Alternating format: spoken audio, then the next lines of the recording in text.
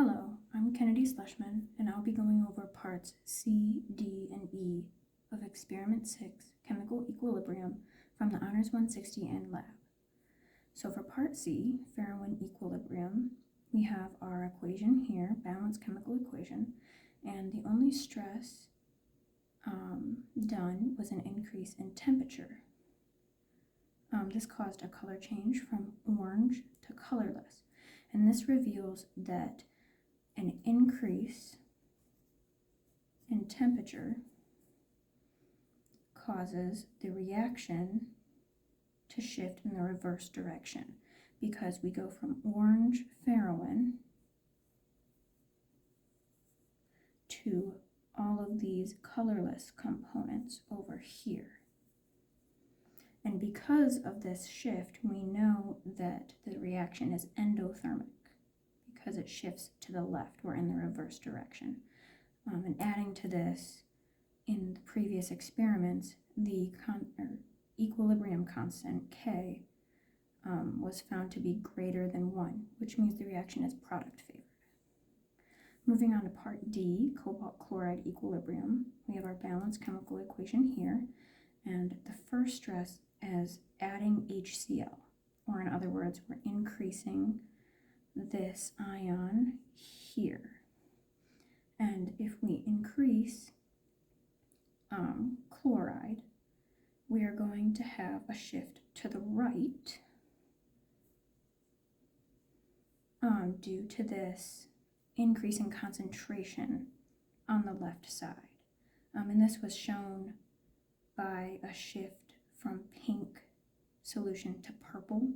And when we added the HCl, each droplet changed to a blue color. And we know that COCl4 2- is blue. So that shows that the equilibrium is shifting in the forward direction. The second stress is an increase in heat, which changed the solution from pink to blue. So again, we're going in the forward direction, and that shows that our shift is to the right and the reaction is endothermic. So our temperature is increasing over here. And the opposite is true for when we decrease the temperature. It shifts from a darker pink to a lighter pink color, which is evident over here.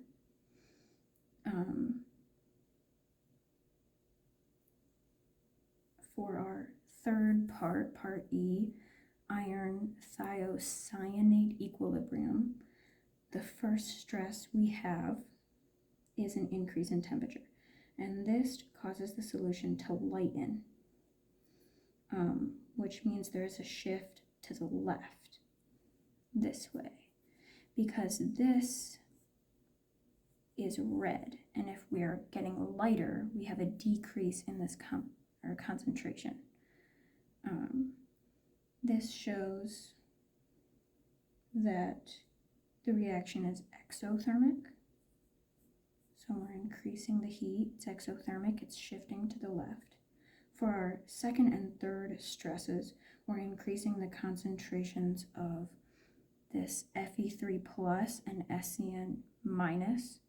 And when we increase these concentrations, we see an increase in this red color over here, which means the reaction is shifting in the forward direction to counteract these increases in concentrations on this side.